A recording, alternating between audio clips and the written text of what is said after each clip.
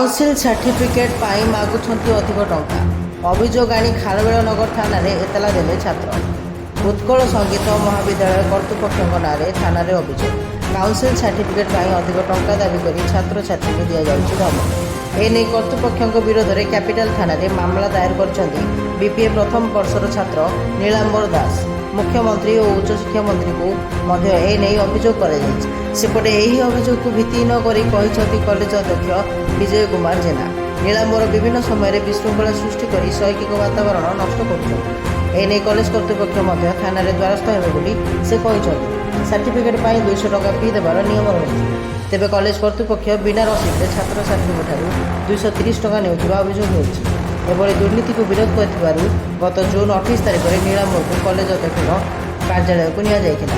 ସେଠାରେ ଅଧ୍ୟକ୍ଷ ଓ ଅଧ୍ୟାପକମାନେ ମିଶି ତାଙ୍କୁ ଗାଳି କରିବା ସହ କଲେଜ ଓ ହଷ୍ଟେଲରୁ ବାହାର କରିଦେବାକୁ ମଧ୍ୟ ଧମକ ଦେଇଥିଲେ।